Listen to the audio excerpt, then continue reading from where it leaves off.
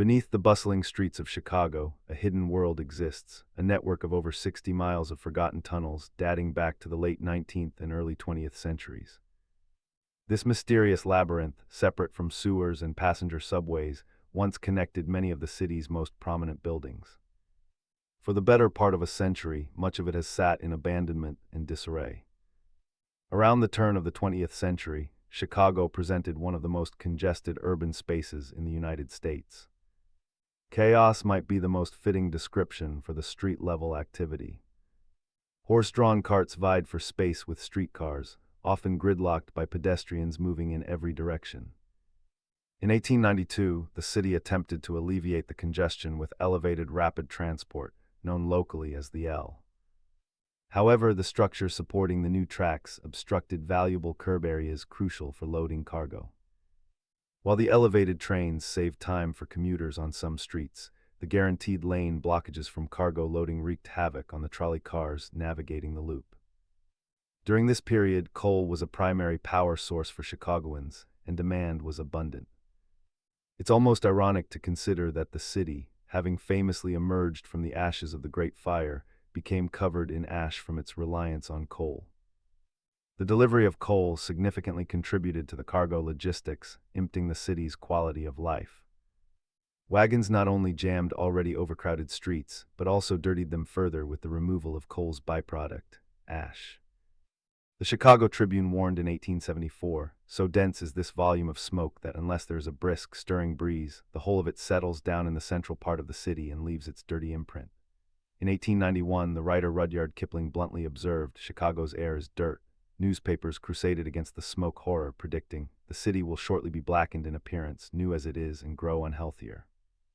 While no immediate solution existed for the air pollution, the problem of containing ash and the resulting street congestion could be addressed. The proposed solution involved moving it all 40 feet underground. The origins of the tunnel system began under the watchful eye of Chief Engineer George W. Jackson. Initially, the Illinois Telephone and Telegraph Company built the first 26 miles of tunnel specifically to hold telegraph and telephone cables. In 1899, during the excavation process, a narrow-gauge railway was laid within the tunnels. However, the project soon stalled after the company ran out of money. Subsequently, in 1905, the Illinois Tunnel Company took over construction. They expanded the network to 60 miles. On July 7, 1905, an 11-car train dispatched from the Erie Freight House marked the beginning of a new era in subterranean logistics. Stores like Marshall Field's could now move merchandise, packages, and waste to and from their locations using the underground network. It is crucial to understand that this railway was never intended to transport passengers, only cargo. By diverting freight from slow-moving wagons on congested streets to electric trains running beneath them, it became possible to move goods quickly between railroad stations, boat docks, department stores, and factories. The concept of building a subway exclusively for freight rather than passengers was practically unheard of at the time. Outside of a later famous mail-handling railway in London, it was unique on a global scale. Initially, the company kept the railway aspect secret. In 1902, they informed the city they were building a railroad inside their telephone conduits. After arduous rounds of negotiations with the city council lasting an entire year, the company was finally authorized to operate the railway, albeit with hefty franchise payments. Construction crews dug tunnels under nearly every downtown street at a depth of 40 feet. This depth ensured that most tunnels ran through clay, simplifying the tunneling process. The relatively small size of the tunnels meant standard train cars could not be used. Instead, specially built freight cars measuring about 10 feet in length and 5 feet in width were required. In 1906, the Freight Tunnel Railway officially opened under the name, the Chicago Tunnel Company. During its heyday, the freight loads typically consisted of small packages from department stores destined for mail-order customers outside downtown, various non-liquid commodities for wholesale and retail customers, coal for building heating, and the subsequent removal of heating ash. A 1910 report documented nearly 60 miles of track, 22 connections with railroad freight houses, and 45 commercial building connections. It was estimated that the tunnel trains had diverted the equivalent of 1.3 million vehicle trips from the city streets above.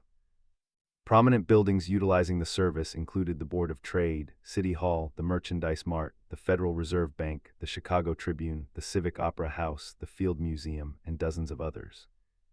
Sadly, the dream proved short-lived, and things declined rapidly. The telephone side of the business was discontinued in 1916 due to excessive losses. By 1924, freight traffic had declined slightly, even though the number of commercial buildings served had risen to 60. Several factors contributed to the decline. A relatively low number of connections to online buildings was a primary factor. The cost of tunneling into new buildings was frequently borne by their owners and often did not make economic sense. For many potential users, it remained cheaper to have a wagon, or later a motor truck, pull up to the curb. During the 1940s and 1950s, connecting railroads largely discontinued handling small packages and closed or relocated their freight operations to outlying areas. Furthermore, the construction of the passenger subways, now used by the Chicago Transit Authority, had permanently severed connections to some Loop department stores. The rise of motor trucks ultimately stole most of the freight business. Concurrently, light manufacturing began disappearing from the Loop, and buildings increasingly converted from coal to gas for heating, further reducing the need for the tunnels. The end of operations came in 1959. To help pay creditors, most of the locomotives and freight cars were sold for $65,000 in scrap metal, as was the electrical distribution system that had powered the trains. All that remained were the 62 miles of track, tunnels, forgotten entrances, and miscellaneous relics, destined to fade further in time. From a historical perspective, the enterprise's original concept, to divert freight from the streets and put it underground, was novel and certainly a century or more ahead of its time. Sherman Tracy, a former president of the Chicago Tunnel Company, highlighted its value. Tracy stated, in their economic aspects, the tunnels are an integral part of Chicago's great scheme of trade and transportation, and they are savers of time, labor, and money. He noted their civic value. They relieve street congestion, eliminate wear on the pavements, and reduce the volume of noise and dirt. He also pointed to sanitary advantages. They offer sanitary advantages in the movement of foods and perishables because the tunnels are clean and the air within them is pure and of even temperature. Tracy believed they are an influence in lowering the much-discussed cost of distribution. Describing their physical characteristics, Tracy explained, the tunnels are 40 feet under the surface. They are below the sewers, the mazes of pipes, wires, cables, and conduits, and are below the level of any passenger subway that may be built. He emphasized their stealth. They are unheard as well as unseen. Unlike a tunnel through a hill or under a stream, they emerge nowhere. They are reached only by elevators and they end against blank walls of concrete. Regarding operations, Tracy detailed, naturally the largest business of the tunnels is with the railroads. 2,000 tunnel cars filled with freight are delivered to the various railroad terminals daily, and 800 cars are loaded for delivery to local consignees and other railroads. In a year, the tunnels deliver to railroad freight terminals about 650,000 tons of package freight, enough to load approximately 100,000 ordinary freight cars. He described the tunnel environment. It would be the natural expectation that these long, dim corridors 40 feet below the street levels would be damp and filled with heavy air. As a matter of fact, they are dry and cool. The temperature is practically constant at 55 degrees. There are 63 electric pumps and a complete system of pipes and 1,100 sumps from which any accumulations of water are raised to the sewers above. The tunnel floors are dry and clean. Waterproof and fireproof doors are provided to isolate connections. Scientific tests have shown that the air in the tunnels is remarkably pure. Tracy also praised the construction. As an engineering project, the tunnels measure up to the highest standard. The tubes are 6 feet wide inside and 7.5 feet high, shaped like a horseshoe. They are bored through a stratum of blue clay, and the walls are faced with concrete a foot thick. There has been no perceptible settling. Finally, he touched upon efficiency. In the process of gathering for shipment by railroad, the freight of each shipper does not go to one freight terminal. One shipper may send goods in all directions and over many railroads. A truck laden with package freight may visit half a dozen terminals.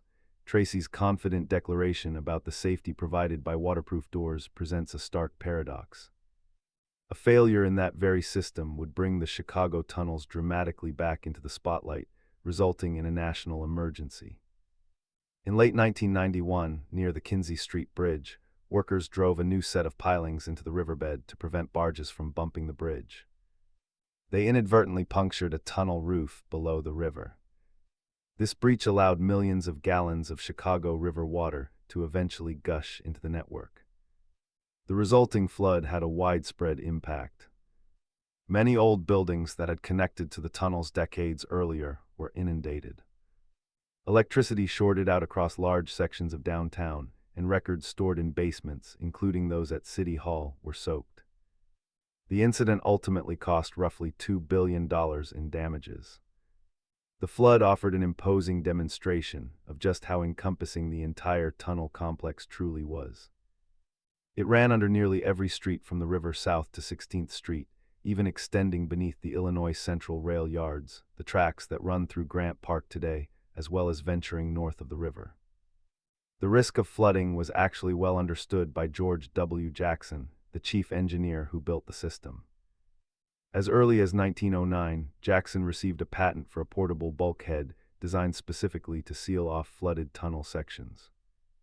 Tunnel developers were also concerned about flooding risk posed by firefighting efforts in connected buildings. Should a fire break out, immense quantities of water could pour into the tunnels through elevator shafts and basement connections. To mitigate this risk, watertight fire doors were fitted into all building connections. By 1913, small leaks in the tunnels beneath the Chicago River had become commonplace, prompting various repair attempts over the years. Decades later, in the months leading up to the major 1992 event, a cable television employee working in the tunnels videotaped mud and water seeping near the Kinzie Street Bridge pilings. Officials were notified, but the response was slow. Then, on April 13, 1992, the slow oozing of wet clay suddenly opened a clear passage from the riverbed. The river began pouring directly into the tunnel below. The flooding spread rapidly through the interconnected system. The Merchandise Mart was the first major victim, declaring a water emergency at 5:57 a.m. City Hall began to flood by 6:02 a.m., followed by the Federal Reserve Bank at 8:29 a.m. Finally, the Chicago Hilton and Towers reported flooding at 12:08 p.m. Interestingly, some areas flooded later than others. This was partly due to tunnel sections sealed off in 1942 during the construction of the passenger subways, which unknowingly blocked some connections and slowed the water's spread in certain directions.